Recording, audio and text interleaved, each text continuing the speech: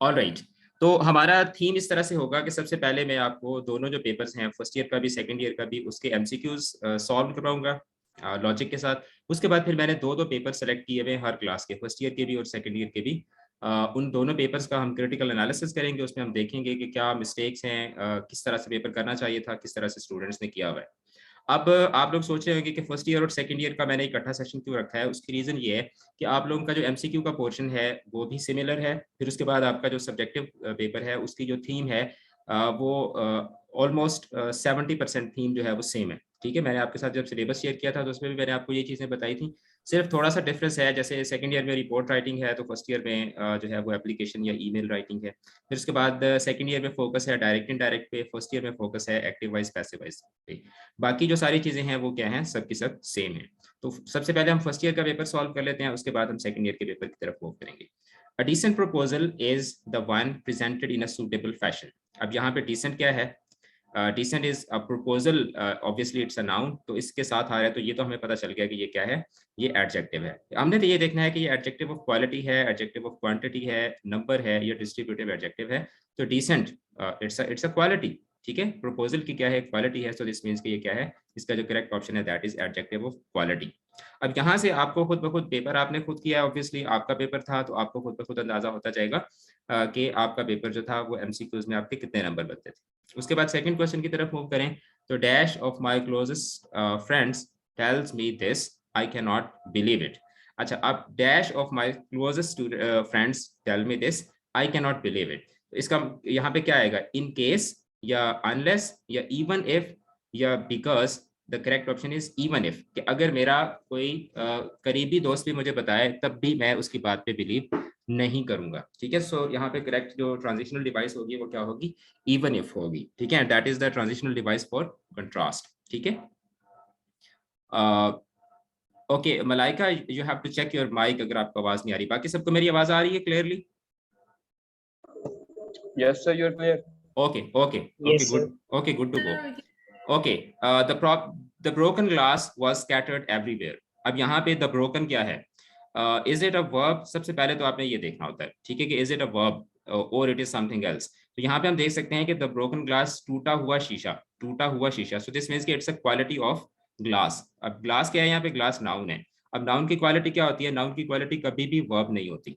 ठीक है, अच्छा, अब नाउन की क्वालिटी क्या होती है, हम कह सकते हैं कि नाउन की क्वालिटी क्या होती है, एडजेक्टिव होती है। लेकिन यहाँ पे हमने ये देखना है कि it this is not a normal adjective, this is something which looks like a verb.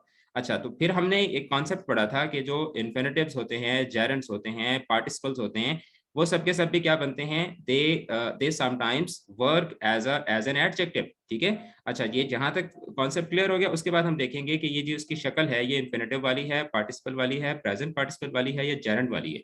तो यहाँ पे हम देखते हैं कि प्रेजेंट पार्टिसिपल में क्या होती है, प्रेजेंट पार्टिसिपल में आईएनजी फॉर्म होती है। इन्फिनिटिव में क्या होता है, two plus first form of verb होती है। जेरेंड क्या होता है, जेरेंड भी क्या होती है, आईएनजी फॉर्म होती है। पार्टिसिपल इज बेसिकली सेकंड और the third form, so this means के option B is the correct one. ठीक है, तो मैं आपको डिटेल के साथ, लॉजिक के साथ ये सारी की सारी चीजें समझाऊंगा, क्योंकि वहां आपके आपके पेपर में क्वेश्चन की स्टेटमेंट डिफरेंट हो सकती है, लेकिन आपका जो पेपर होगा उसकी नेचर इसी तरह की होगी, इसी तरह की चीजें आपसे पूछी जाएंगी और इसी तरह से आपने लॉजिक के साथ जो है वो क्वेश्चन को सॉल्व करना होगा। अच्छा, choose the sentence in correct order of adjectives. ठीक है, अब ऑर्डर ऑफ एडजेक्टिव जो था मैंने आपको उस पर लेक्चर भी दिया था, तो आपको वो याद होगा तो तभी आप इस क्वेश्चन को सॉल्व कर सकेंगे। I bought a pair of new nice red rain shoes. अब यहाँ पे न्यू नाइस, अब देखें new is basically adjective for age. ठीक है, nice is adjective for quality, तो एडजेक्टिव ऑफ क्वालिटी जो है वो एज से पहले आता है, तो ये पहला सेंटेंस जो है ये करेक्ट नहीं हो सकता। आई bought a pair of nice new red rain shoes, yes that is the correct option. ठीक है, अब यहाँ पे क्या है, यहाँ पे कोई लॉजिक नहीं है, सिंपल यहाँ पे एक ही लॉजिक है कि आपने जो ऑर्डर ऑफ एडजेक्टिव है उसका आपने एक तरतीब याद रखनी है। ठीक है, उस पर मैंने आपको एक डिटेल के साथ लेक्चर भी दिया था, अगर किसी बच्चे ने वो लेक्चर नहीं सुना तो आप उसको लाजमी सुन लीजिएगा, मैं आपको ग्रुप्स के अंदर आपके साथ लिंक शेयर कर दूंगा। उसके बाद half sunk, shattered visage lies whose frown and wrinkled lip and sneer of cold command। अब इसमें से आपने बताना है कि कौन सा फिगर ऑफ स्पीच यहाँ पे जो है वो यूज हुआ है। सिमिली यूज हुई है, मेटाफोर यूज हुआ है, इमेजरी यूज हुई है, या एलिट्रेशन यूज हुई है। अब जब हम कहते हैं ना हाफ संक, शैटर्ड विजिज लाइज, ठीक है, कि आधा जो है वो आधा जमीन में घुसा हुआ है और एक बुत है जो पड़ा हुआ है, तो हमारे ज़हन में एक इमेज बन रहा है। तो यहाँ पे पोइट क्या करने की कोशिश कर रहा है, पोइट यहाँ पे एक इमेज बनाने की कोशिश कर रहा है। Aliha, yes yes Aliha, quickly Aliha, whatever your question is, please be quick. Okay, तो यहाँ पे क्या बन रहा है, इमेज बन रहा है, so imagery is the correct option for this question. उसके बाद the market was close dash we had to come back. अब वापस आना पड़ा, तो इसमें क्या हुआ कि the market was close because, नहीं, अगर होता ना कि यहाँ पे अगर ऑप्शन होती ना तो और यहाँ पे कॉमा होता तो फिर हम कह सकते थे कि because the market was close we had to come back. अच्छा, the market was close therefore we had to come back, so that is a transitional device for you know for conclusion, for result. So option B is the correct option. The moment in the story where readers feel the release of his emotions, release of his emotions, कि जहाँ पे आप जब story आप खत्म हो रही होती है तो आप कहते हैं कि मतलब आप को ना एक अच्छा फील होता है, whether you start crying or you start yelling or you start jumping, या किसी भी तरह की आपकी जो फीलिंग्स होती हैं ना, ठीक है, उनका जो रिलीज होता है उसको हम क्या कहते हैं, उसको कैथारसिस कहते हैं, उसको डेन्यूमेंट कहते हैं, उसको हम क्लाइमेक्स कहते हैं, उसको रेजोल्यूशन कहते हैं। The correct option is catharsis. Catharsis क्या होता है, catharsis is basically a point in the story जहां पे रीडर जो है या जो अगर आप फिल्म देख रहे हो तो जब आप देखते हैं तो आपको वो जो एक ना आपकी जो फीलिंग्स हैं वो रिलीज होती हैं, feeling of happiness, feeling of sadness, feeling of sorrow, तो उसको क्या कहा जाता है, उसको कैथारसिस कहा जाता है। So option A is the correct option. उसके बाद identify one of the following sentences with which exemplifies present continuous tense. अब प्रेजेंट कंटीन्यूअस टेंस क्या होता है, प्रेजेंट कंटीन्यूअस टेंस वो होता है जिसमें इज आर एम, ठीक है, is are am plus fourth form of verb, या जिसको आप आईएनजी फॉर्म ऑफ वर्ब बोलते हैं, प्रेजेंट पार्टिसिपल बोलते हैं, वो यूज होती है। तो अगर इस तरह का आपको क्वेश्चन आता है तो आपने यहीं पर ही डिटरमिन कर लेना है before looking to the sentences के प्रेजेंट कंटीन्यूअस टेंस की क्या क्वालिटीज होती हैं। तो क्या है qualities, is are am plus fourth form of verb. लेकिन फिर आपने ये देखना है कि इज आर एम का जो यूज है वो भी सेंटेंस में करेक्ट हुआ वो, सिर्फ आपने इज आर एम को नहीं देखना, हो सकता है कि इज आया वो लेकिन इज से पहले प्लूरल हो, या आर आया वो और आर से पहले सिंगुलर हो, तो इस चीज का भी आपने ख्याल रखना है। अब the pilot is flying the plane, the pilot will भी नहीं आ सकता, इट्स फ्यूचर। वाज ये भी नहीं आ सकता, इट्स पास्ट। फ्लू ये भी नहीं आ सकता, ये भी पास्ट है। So option A is the correct option. उसके बाद which one of the following sentence, yes yes yes please. Sir chat में अलीहा ने कहा है कि उसको आवाज नहीं आ रही। बेटा आप देखें, जिसको आवाज नहीं आ रही उसकी अपनी तरफ कोई प्रॉब्लम होगा, this session is being recorded. जिस बच्चे को कोई इशू होगा वो आप फिर बाद में इसको सुन लीजिएगा, ठीक है।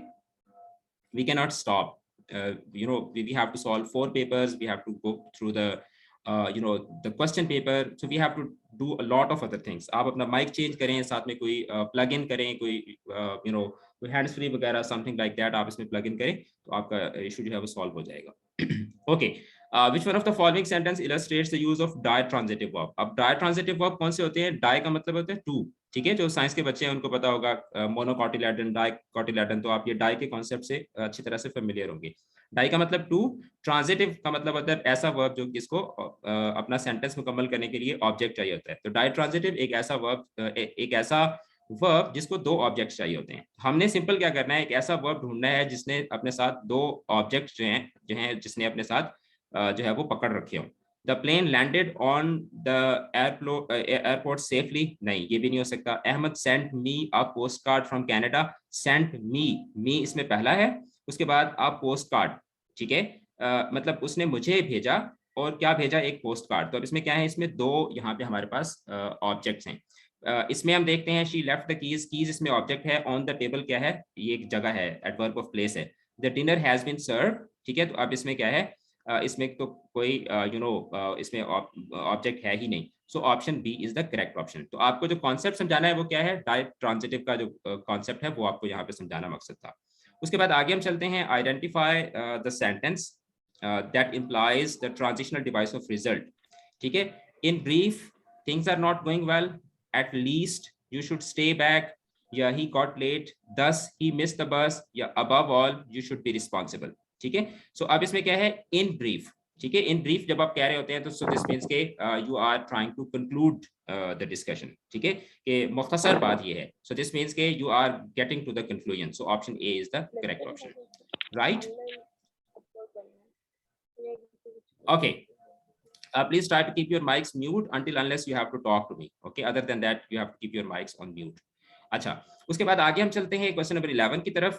अच्छा, yesterday the weather dash comparatively better than today. अब yesterday है, so this means कि the weather is, the weather was, the weather are, या the weather were. तो अब yesterday, so this means कि we are talking about the past. तो अब इसमें is और are तो आ नहीं सकते. अब weather है तो this means कि we are talking about something that is singular. So this means कि आप यहाँ पे correct option क्या होगा? Was होगा. ठीक है. अच्छा, उसके बाद a poem with restricted rhyming pattern and 14 lines. 14 lines किसमें होती हैं? 14 लाइंस होती हैं बच्चों सोनेट के अंदर. ठीक है, 14 लाइंस की जो पोएम होती है वो सोनेट होती है. बैले क्या होता है? बैले एक गीत होता है. ठीक है, you know a narrative, that is a narrative with music is called ballet. उसके बाद ऑड क्या होती है? Ode is basically an address, खिताब आप करते हैं. ठीक है, ode to the west wind, ठीक है, ऑड टू द नाइटिंगेल. जब आप इन ह्यूमन चीजों से खिताब कर रहे होते हैं तो दैट इज कॉल्ड ऑड. उसके बाद एलेजी क्या होती है? Elegy is a death song. ठीक है, तो यहाँ पे मैंने आपको 4 जो जॉनरास ऑफ लिटरेचर थे वो भी मैंने आपको यहाँ पे बता दिए. उसके बाद the boys are playing soccer in the ground. ठीक है, अब इसमें आपने क्या करना है? इसमें आपने पैसिव वॉइस बनाना है. The boys are playing in soccer in the ground. अब इसमें सॉकर क्या है? Soccer is the object, the boys is the subject. ठीक है, और इन द ग्राउंड क्या है? ये इसका एडवर्ब है. एडवर्ब को हम कभी भी नहीं छेड़ा करते होते. सो सॉकर को हम ले आएंगे यहाँ पे और द बॉयज को ले जाएंगे दूसरी तरफ. आर प्लेइंग है तो फिर क्या हो जाएगा जी? यू नो दिस मीन्स के the soccer is being played. are playing है तो ये क्या चला, किस में चला जाएगा? ये चला जाएगा is being played में. So soccer is being played by the boys in the ground. That is the correct option. ठीक है, उसके बाद he lost his golden watch during the festival. He lost his golden watch. अब golden क्या है? That is a noun. पता चल गया हमें कि नीचे भी हमारे पास 4 नाउन के ही ऑप्शन है. लेकिन ये कौन सा नाउन है? कलेक्टिव नाउन है, मटेरियल नाउन है, पॉजिटिव नाउन है, ये एब्स्ट्रैक्ट नाउन है. That is a material noun because gold is a material. अच्छा, उसके बाद I could not see my friend in the market because it was filled with crowd. ठीक है, I could not I could not see my friend in the market because, क्यों नहीं देख सका? क्योंकि वो जो मार्केट थी वो क्राउड से भरी हुई थी. अच्छा, अब यहाँ पे देखें कि ये क्या है? ये क्या ये नाउन क्लॉज है? नाउन की जगह पर आ रही है? नहीं. जब आपने कह दिया ना क्योंकि, सो दिस मीन्स कि you are talking about the reason. ठीक है, you are not talking about the reason कि वो क्यों नहीं देख सका. Seeing was the act and he could not see. Why? Because it was filled with crowd. So this means कि ये क्या है? That is an adverb. लेकिन फिर उसके बाद हम ये देखेंगे कि क्या ये एडवर्ब फ्रेज है या एडवर्ब क्लॉज है. तो अब बिकॉज को हटा के जब हम देखें तो this is a complete sentence. It was filled with crowd complete sentence है. तो सो दिस मीन्स कि इट्स अ क्लॉज. तो ये कौन सी क्लॉज है? That is an adverb clause. Option A is the correct option. या दैट्स एन एडवर्ब क्लॉज. बिल्कुल Yunus, welcome to the class. Okay, Pakistan Navy fleet cruised the sea in 20 days. ठीक है, fleet. What is fleet? Fleet is basically a collection of ships, a collection of sea ships. ठीक है, तो अब ये क्या है? that collection जब मैंने कह दिया so this means कि that is a collective noun. Simple सी बात है. ठीक है, उसके बाद Ahmad is my neighbor. He works in a multinational company. ठीक है, this sentence is an example of cross reference, anaphoric reference, cataphoric reference और एक्सोफोरिक रेफरेंस. ठीक है, एक्सोफोरिक रेफरेंस वो होता है कि जिसमें जिस चीज का आपको मेंशन कर रहे हैं वो रेफरेंस कहीं बाहर पड़ा होता है. तो ये लेक्चर मैंने आपको दिया था, इसमें सारे रेफरेंसेस मैंने आपको समझाए थे. तो जब आप नाउन को पहले मेंशन करके उसका रेफरेंस बाद में मेंशन करते हैं, so that is called anaphoric reference. So यहाँ पे जो ऑप्शन है that is the correct option is anaphoric reference. अच्छा, उसके बाद Fatima closed her book and started watching a movie. ठीक है, तो अब इसमें एंड क्या है? एंड इज बेसिकली यहाँ पे subordinate conjunction, correlative conjunction, coordinate conjunction, या these words are not conjunctions. यहाँ पे एंड जो है दैट इज बेसिकली ये क्या कर रहा है? ये बेसिकली इस सेंटेंस को और इस सेंटेंस को क्या कर रहा है? कोऑर्डिनेट कर रहा है. इनके दरमियान क्या कर रहा है? कोऑर्डिनेट कर रहा है. So that is a coordinating conjunction. ठीक है, उसके बाद सुंदर is a law abiding citizen and she plays the taxes regularly. ठीक है, तो अब इसमें क्या है? सुंदर is a law abiding citizen, ये फर्स्ट क्लॉज हो गई and that is a main clause, independent clause है. उसके बाद she page the taxes regularly, ये भी क्या है? ये भी एक इंडिपेंडेंट क्लॉज है. तो जब आप दो इंडिपेंडेंट क्लॉजेस को एक कंजंक्शन के जरिए जोड़ते हैं तो उस सेंटेंस को हम क्या बोलते हैं? उस सेंटेंस को हम बच्चों बोलते हैं कंपाउंड सेंटेंस. तो अब यहाँ पे जो चीज मैं आपको समझाने की कोशिश कर रहा हूँ वो ये है कि आपने एमसीक्यूज जो आपके ऑप्शंस है ना उनकी तरफ आपने बाद में देखना है. सबसे पहले आपने सेंटेंस की नेचर को एनालाइज करना है. सेंटेंस की नेचर को एनालाइज किए बगैर आप नीचे देखेंगे तो आप अपना टाइम वेस्ट करेंगे, ठीक है। उसके बाद चूज द करेक्ट स्पेलिंग्स। अब जहां पर स्पेलिंग्स की बात आती है तो यहाँ पे स्पेलिंग का कोई रूल नहीं होता, कोई लॉजिक नहीं होती। स्पेलिंग के अंदर आपका पर्सनल नॉलेज होता है, आपका जितना नॉलेज ज्यादा होगा, जितनी आपकी रीडिंग ज्यादा होगी, आपने अपनी जो फर्स्ट ईयर के जो क्वेश्चंस आते हैं स्पेलिंग के, वो फर्स्ट ईयर की बुक्स में से आते हैं, जो सेकंड ईयर के हैं वो सेकंड ईयर की बुक्स में से आते हैं। तो आपने क्या करना है, आपने अगर बुक का टेक्स्ट अच्छे से पढ़ा हुआ होगा तो इंशाल्लाह आपको इस क्वेश्चन में भी प्रॉब्लम नहीं आएगा। But for your information I can tell you this के option A is the correct option. अब यहाँ पे एक चीज को आप गौर करें, मेरे पास यहाँ पे साथ में टाइमर चल रहा है, मेरे पास 8:18 हुए हैं। लगभग पहले पहले 1-2 मिनट जो हैं वो हमारे बातचीत में, लेक्चर स्टार्ट होने में लग गए होंगे। सो दिस मीन्स के I solve these 20 MCQs in 17 minutes. 17 minute के अंदर मैंने सिर्फ इनको सॉल्व नहीं किया, बल्कि मैंने साथ में आपको लॉजिक भी बताई, मैंने आपको समझाया भी कि इसको आपने क्वेश्चन को किस तरह देखना है, क्वेश्चन को अंडरस्टैंड किस तरह से करना है। तो इससे मैं आपको ये चीज समझाना चाह रहा था कि अगर आप क्वेश्चन को अंडरस्टैंड करके आप मूव करेंगे पेपर में तो बड़ी आसानी के साथ आप टाइम फ्रेम के अंदर रहते हुए आप अपने एमसीक्यूज को सॉल्व कर लेंगे। उसके बाद हम आगे चलते हैं, सेकंड ईयर का जो पेपर है उसको हम सॉल्व करते हैं। सेकंड ईयर का भी इसी तरीके से हम एमसीक्यू सॉल्व करेंगे। 40 मिनट का हमारा ये सेशन हो जाएगा। उसके बाद जब अगले सेशन में आएंगे तो उसमें फिर मैं आप लोगों के जो ऑब्जेक्टिव सब्जेक्टिव पेपर है उसका मैं आपको एनालिसिस करवाऊंगा।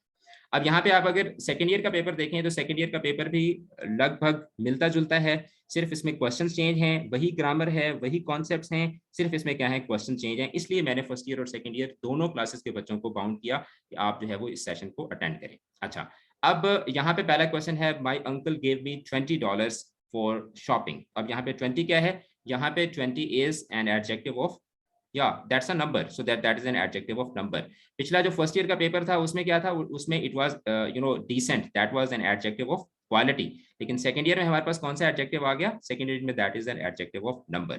उसके बाद he was not paying attention towards his studies dash he failed the exam afterwards because as a result ये additionally, so here he was doing something। तो ये जो एग्जाम उसने फेल किया है ये बेसिकली इस चीज का रिजल्ट है। तो फिर दिस मीन्स के यहाँ पे कौन सी ट्रांजिशनल डिवाइस होगी, as a result. So he was not paying attention towards his studies, as a result he failed the exam. ठीक है। उसके बाद the boys are ready to eat their meal. To eat, अब ये यहाँ पर क्या है, टू ईट क्या है, that is infinitive, participle, present participle या जेरेंट। सो दैट इज बच्चों इन्फिनिटिव। ये काफी सारे कॉन्सेप्ट मैंने आपको पिछले फर्स्ट ईयर के सेशन में बता दिए, तो यहाँ पे फिर मैं दोबारा रिपीट नहीं करूंगा कि इन्फिनिटिव क्या होता है, पार्टिसिपल क्या होता है, प्रेजेंट पार्टिसिपल क्या होता है, जेरेंट क्या होता है, वगैरह वगैरह। उसके बाद यहाँ पे अगेन वही चीज है, ऑर्डर ऑफ एडजेक्टिव है। The store carries an assortment of new interesting old and antique objects, या the store carries an assortment of interesting new old and antique objects. तो मैंने आपको पिछले में भी यही बताया था कि इंटरेस्टिंग इज ओपिनियन, तो ओपिनियन जो है वो सबसे पहले आती है, उसके बाद फिर एज, उसके बाद जो है वो उसकी बाकी जो फीचर्स होते हैं वो बाद में आते हैं। सो दिस मीन्स के option B is the correct option. अच्छा, उसके बाद all the words stage and all the man and women merely players. All the words are stage, दुनिया एक स्टेज है। So that is basically a comparison, direct comparison. जो indirect comparison of two opposite things होता है that is simile, and जो direct comparison होता है that is metaphor. जैसे अगर मैं इनडायरेक्ट कैसे होगा, जैसे Fatima is like a flower, Fatima is like a flower, तो ये इनडायरेक्ट है कि फातिमा फ्लावर नहीं है, वो फ्लावर की तरह है। ठीक है, that is an indirect comparison. Direct comparison क्या होगा कि Fatima is a flower, Fatima एक फूल है, ये डायरेक्ट कंपैरिजन होगा। तो यहाँ पे ये नहीं कह रहा, शायर ये नहीं कह रहा कि दुनिया स्टेज की तरह है, बल्कि वो कह रहा है कि दुनिया एक स्टेज है। सो दिस मीन्स कि दैट इज अ मेटाफोर। ठीक है। उसके बाद the green Pakistan project started dash 1990, started at, started in, started on और started by। तो जब आप years को मेंशन करते हैं तो फिर क्या होता है, in वहां पे आप यूज करते हैं preposition of time। ये मैंने आपको बताया था कि preposition of time, preposition of place, preposition of order, ये सारी की सारी चीजें मैंने आपको पढ़ाई भी हैं। तो आपने अगर वो लेक्चर अच्छे से लिए हुए हैं तो इंशाल्लाह ये पेपर आप लोगों के लिए, ये पेपर क्या, इससे भी जितना मर्जी, इससे 10 गुना पेपर भी मुश्किल आ जाए तो आप लोगों के लिए वो हलवा होगा अगर आपने वो सारे के सारे कॉन्सेप्ट अच्छे तरीके से लर्न किए हुए। उसके बाद form of poetry often a narrative set to music. ये चीज मैंने आपको पिछले सेशन में बताई कि जो नैरेटिव म्यूजिकल फॉर्म में होता है उसको हम क्या बोलते हैं, उसको हम बैलेड बोलते हैं। ठीक है, इनके लिखने में बैलेड है, पढ़ने में ये बैले है। डी जो है इसको बहुत स्लाइटली प्रोनाउंस किया जाता है, so that is a ballet, ballet. ठीक है, बैले। ठीक है, बैले क्या होता है, बेसिकली एक गीत होता है, एक मतलब जिसको एक पढ़ा भी जा सकता है और उसको गाया भी जा सकता है। उसके बाद identify one of the following sentences which exemplifies the past perfect tense. अब पास्ट परफेक्ट टेंस में क्या होता है, पास्ट परफेक्ट टेंस में होता है बच्चों had plus third form, had plus third form. तो देखें हैड प्लस थर्ड फॉर्म कहाँ है, यहाँ पे तो हैड है ही नहीं, इसको रिजेक्ट कर दिया। उसके बाद हैड बीन आ गया, इसको भी रिजेक्ट कर देते हैं। Yes that is had plus third form of verb, तो चुप करके हम इसको क्या कर देंगे, इसको हम सेलेक्ट कर देंगे। लेकिन यहाँ पे मैं आपको एक टिप बताता हूँ कि जैसे आपने यहाँ पे कर लिया कि हैड प्लस थर्ड फॉर्म होता है, तो हो सकता है कि यहाँ पे वो हैड प्लस थर्ड फॉर्म कर दे, ठीक है, यानी कि यहाँ पे जिस तरह हैड प्लेड है, यहाँ पे पर भी वो हैड और उसके साथ कोई थर्ड फॉर्म लगा दे, लेकिन वो उस थर्ड फॉर्म को वो थर्ड फॉर्म ना बनती हो, हैड लगा दे और हैड के जरिए आपको वो कंफ्यूज कर दे कि आप देखें कि हैड आया हुआ है तो बस ये क्वेश्चन ठीक होगा, और वो थर्ड फॉर्म की जगह सेकंड फॉर्म लगा दे।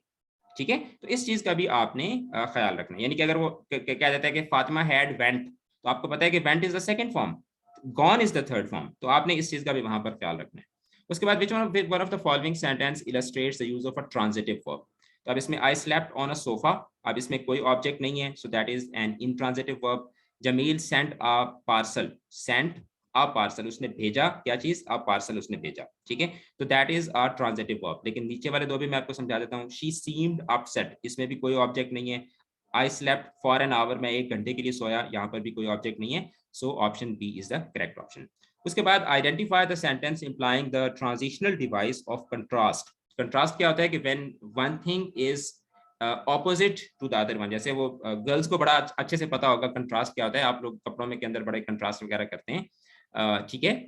सो in brief things are not going well, at least you should stay back। अच्छा, although it was raining we went for college, अगरचे बारिश हो रही थी हम फिर भी कॉलेज के लिए गए, so option C is the correct option। Okay, आगे चलते हैं। a lot of news we hear on TV dash bad, ठीक है। अब यहाँ पे जब आप न्यूज देखेंगे तो आपको लगेगा कि शायद क्या है, we are talking about something plural। a lot of news we hear on the TV dash bad, a lot of the news we hear on TV is bad or are bad।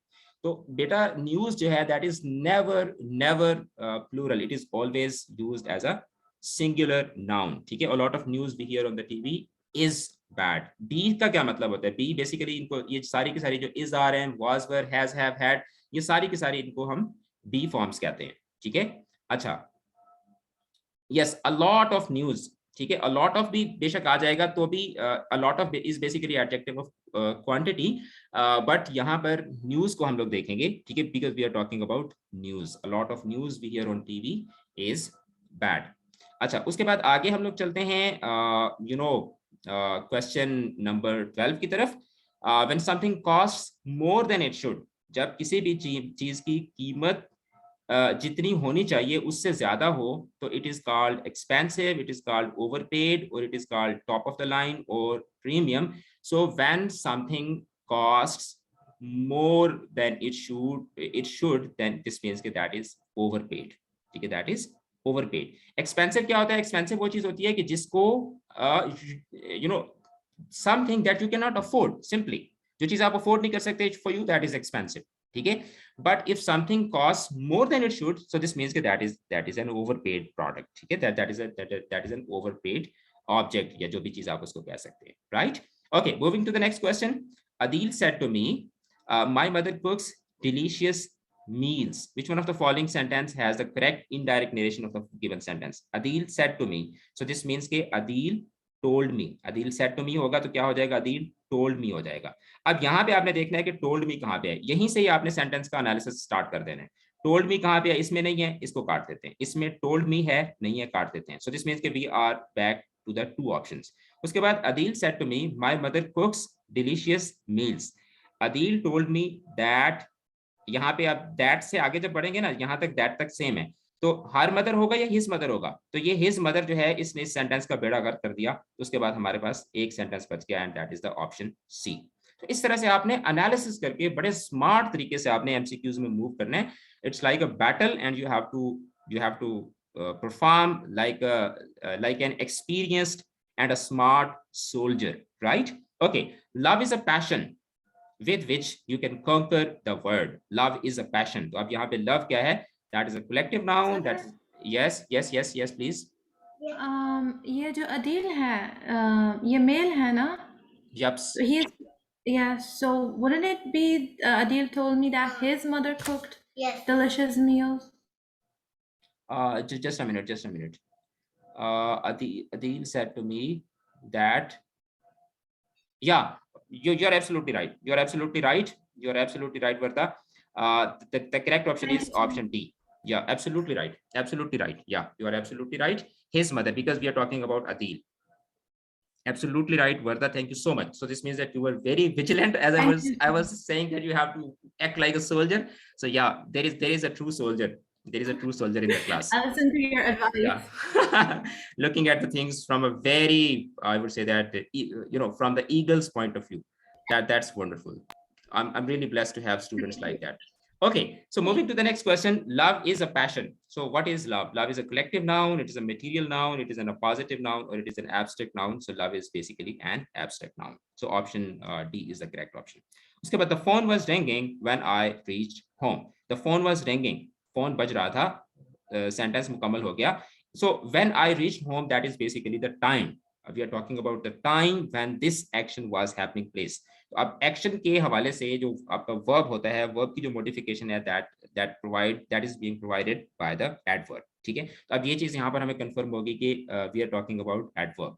अब हम देखेंगे कि that is a clause or that is a phrase. So when I reached home, ठीक है, that is a complete sentence. But working here as a clause, so this means कि this part of the sentence is basically an adverb clause. और ये कौन सा adverb है? That is basically an adverb of time. Okay, the jury has decided to grant amnesty to the prisoner. तो अब यहाँ पे jury क्या है? Jury is basically, I would say that a committee of judges, ठीक है, more than two or more than two judges. So this means that we can say a collection of judges. So the noun for jury is basically a collective noun. So that's a collective noun. Very good. Yes, Yunus, you are absolutely right. Moving to the next question. The boy who climbed the wall. The boy who climbed the wall broke his leg. Yes, दीवारों पे चढ़ोगे तो टांगे टूटेंगी. So the boy who climbed the wall. So this whatever this is, whether this is a phrase or a clause, ये हम बाद में decide कर लेते हैं. So this is basically a quality of the boy. ठीक है, the boy, भाई कौन सा boy, कौन सा लड़का, किस लड़के की टांग टूटी? वो लड़का जिसने दीवार फलांगी. So this means कि the boy who climbed the wall में यहाँ पर ये क्या है? That is an adjective. ठीक है, अब यहाँ पे हम देखेंगे कि whether it is a phrase or it is a clause. So this is basically a clause. तो luckily यहाँ पे I can say कि this was an easy question, क्योंकि जब आपने देख लिया कि ये adjective है तो उसके बाद phrase और clause का यहाँ पे option ही नहीं था, simple adjective clause थी, तो it would have been an easy question. लेकिन अगर adjective phrase भी यहाँ पे mentioned होती तो फिर आपने देखना था कि ये जो underlined part of the sentence है, whether that is a phrase or a clause, फिर उसके accordingly अगर phrase होती तो आप adjective phrase कह देते, और अगर adjective clause होती तो आप इसको adjective clause कह देते. Okay, moving to the next question. Either you leave right now or I will call the police. ठीक है, या तो आप यहाँ से चले जाएं या फिर मैं पुलिस को कॉल कर दूंगा. So either and or, ठीक है, neither or nor, ठीक है, these are basically I would say that the correlative conjunctions. ठीक है, कि क्या क्या होते हैं, ये हमेशा correlation में आते हैं. They are always used together, right? Okay, so this is option B is the correct option for this sentence. Moving to the second last MCQ. She is not grateful although the family has been very kind to her. She is not grateful. ठीक है, अब ये she is not grateful, that is one clause which is the main clause. उसके बाद although the family has been very kind to her. So this although is a subordinate conjunction, and this is again another clause which is a subordinate clause. So one main clause and one subordinate clause. So that makes basically a complex sentence. Quickly मैं आपको revise करवा दूंगा. यहाँ पे simple sentence जो होता है उसमें एक मेन क्लॉज होती है. कंपाउंड सेंटेंस के अंदर दो मेन क्लॉजेस होती हैं connected with a coordinating conjunction. अच्छा, जो कॉम्प्लेक्स सेंटेंस होता है उसमें minimum one main clause and one or more than one main clauses. But essential उसमें क्या होता है? इसेंशियल ये होता है कि एटलीस्ट वन सबऑर्डिनेट क्लॉज उसमें होनी चाहिए. कंपाउंड कॉम्प्लेक्स सेंटेंस क्या होता है? कंपाउंड कॉम्प्लेक्स सेंटेंस वो होता है कि जिसके अंदर मिनिमम जो है वो टू मेन क्लॉजेस और टू सबऑर्डिनेट क्लॉजेस जिसके अंदर होंगी, यानी दो मेन और दो सबऑर्डिनेट क्लॉजेस मिनिमम उसमें होंगी, तो वो क्या बनेगा? कंपाउंड कॉम्प्लेक्स सेंटेंस बनेगा. उसके बाद again moving to the last question which is about the spellings. And when it comes to spelling, as I already told you, it is about your personal knowledge, it is about your reading and whatever the vocabulary you know. So this is good, this is going to help you over there. So aggravate, so what is the correct option? Option A or B or C or D? Yeah, aggravate. So option A is the correct option, aggravate. ठीक है, option A is the correct option. So जो second paper था वो भी हमने कितने time में solve किया? I think around 15 to 16 minutes. So this is how you have to manage the time as well, and you have to solve the questions in a very decent manner. Okay, so we have last 7 minutes, but अगर हम इसको जो next activity है उसको अगर हम start भी करते हैं तो फिर अगेन हमें जो है वो नया सेशन स्टार्ट करना पड़ेगा. So I am going to end this session right now. ठीक है, और जैसे ही सेशन ये खत्म होगा तो immediately I will start the session again. You have to join me back and then I will be showing you sample papers, और that is going to be the most important session, क्योंकि वहां पे फिर हम जो है वो papers का एनालिसिस भी करेंगे and I will be guiding you कि आपने आपके पेपर चेक किस तरह से होते हैं और किस बच्चे ने कौन कौन सी कहाँ पे गलती की हुई है. And that is going to be a very important session for all of you. All right, yeah, the same link, this is the same link that we will be using for the coming 10 to 15 days. जब भी हमारी class होगी तो we will be using the same link. आप इस link को अपने पास save कर लें. यही लिंक जब भी मैं आपको wherever I will call you for the class, so this is going to be the link that you have to use. All right, okay, so I'm going to end this session and you have to join me back.